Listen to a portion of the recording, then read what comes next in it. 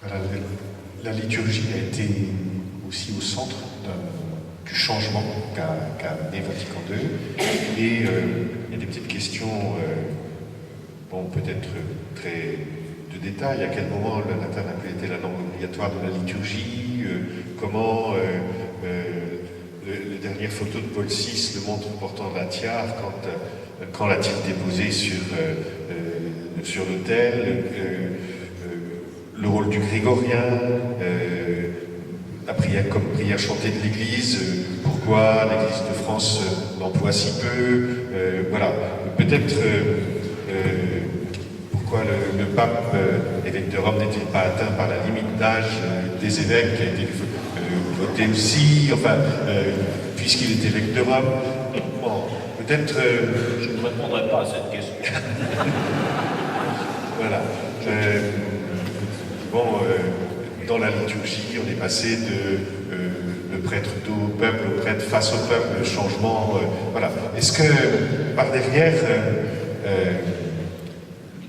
les changements de la liturgie, qu'est-ce qui était visé réellement et pourquoi ça a été aussi important comme changement?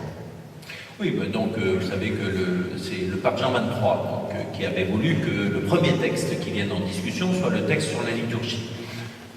Donc pourquoi? Ben parce qu'il y avait eu déjà un gros travail de renouvellement de la liturgie dans l'Église. L'Église déjà commençait à modifier un peu son style de célébration, introduisait aussi les langues, des langues vernaculaires dans les célébrations. Il y avait des traductions qui se faisaient aussi au niveau des psaumes, au niveau du bréviaire, etc. Donc il y avait déjà des choses qui existaient au niveau de la célébration, au niveau des offices, etc. Et Jean XXIII a voulu que le premier texte en discussion vienne soit sur la liturgie, parce qu'il souhaitait aussi que les chrétiens perçoivent mieux, davantage et plus rapidement les effets du concile. Les questions sur la collégialité, sur le rôle des évêques, sur la limite d'âge, bon, les fidèles peuvent s'y intéresser, mais enfin c'est quand même pas leur intérêt premier chaque matin. En revanche, oui, les questions de liturgie, les questions de célébration, évidemment ça touche les chrétiens. Alors à quel moment le latin je dirais, a disparu officiellement, si l'on peut dire, de la célébration dominicale? Je peux vous donner la date. C'est à partir du 7 mars 1964. Voilà. Et Paul VI dit, ce dimanche marque une date mémorable dans l'histoire spirituelle de l'Église, parce que la langue parlée entre officiellement, donc la langue parlée, la langue vernaculaire, entre officiellement dans le culte liturgique. Voilà, il y a une date très précise. Et pourquoi Paul VI a décidé ça? Parce que c'est le premier dimanche de Carême et il a voulu que la réforme liturgique entre en vigueur dans l'Église à ce moment-là, à partir de ce Carême 1964. Et pour bien montrer que la réforme liturgique est en cours, lui-même va aller célébrer la messe un dimanche dans une des paroisses de Rome, la paroisse de tous les saints. Voilà, exactement, donc c'est assez précis. Donc, il y a des dates qui vont ponctuer ainsi la réforme liturgique. Les oraisons du vendredi saint, elles vont aussi entrer, les nouvelles oraisons, voilà, vous savez, sur les juifs perfides et tout ça, bon, les déicides, bon, etc. Et sur l'unité aussi, et sur la prière pour les confessions chrétiennes, ce qu'on appelait les frères séparés. Autrefois, on disait, prions aussi pour les hérétiques et les schismatiques, afin que le Seigneur notre Dieu les arrache à toutes leurs erreurs. Voilà, c'était ça l'oraison du vendredi saint pour nos frères séparés, les protestants et les orthodoxes. Bon, on a un peu changé ça. Donc ça, c'est entré aussi en vigueur, etc. En même temps, on voit bien aussi qu'on considère que dans toutes ces réformes, on ne perd pas le sens de celui qui nous rassemble, celui qui fait l'unité. Et très souvent, Jean XXIII et Paul VI vont rappeler la prière de Christ, que tous soient un, voilà, en confessant la même foi en Dieu, Père, Fils et Esprit Saint. Voilà. Et tout le mouvement d'unité, d'écuménisme va se déployer sur ce fondement-là. Voilà. Et puis, bien évidemment, l'accès à la langue usuelle, on revient aussi à ce qui en était au premier temps de l'Église, puisqu'au premier temps de l'Église, le langage qui était utilisé dans l'Église, c'était le grec. Tout le Nouveau Testament a été écrits en grec. Or, on s'est aperçu au bout d'un moment que le christianisme se répandant dans les communautés chrétiennes du bassin méditerranéen, eh bien, les gens ne comprenaient pas le grec, parce que c'était la langue des lettrés. Donc on l'a adapté au latin, parce que c'était la langue de l'Empire romain, voilà, tout simplement.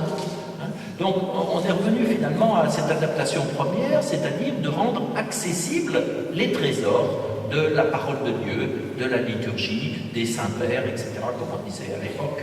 Voilà. Et donc, toutes ces nouveautés n'étaient pas là simplement pour faire de la nouveauté, ce n'était pas du tout ce qui guidait évidemment les pères dans leur volonté de réformer la liturgie, mais c'était d'accroître la participation des fidèles à la célébration du mystère du Christ. Et si vous relisez Sacrosanctum Concilium, donc le grand texte, la grande constitution sur la liturgie, cette perspective, si vous voulez, guide l'ensemble des numéros du texte, et ceci est évidemment tout à fait fondamental pour nous encore aujourd'hui. Voilà. Il y aura encore des tas de questions. J'en pose une dernière. Et puis, voilà. Si l'Église d'aujourd'hui a tant de problèmes d'organisation interne, par exemple, mariage des prêtres, ordination des femmes, démocratie interne, désaffection des messes, est-ce parce que ce sujet de l'organisation interne n'a pas été suffisamment abordé lors de Vatican II? Bien sûr, il y a des questions qui n'ont pas été abordées.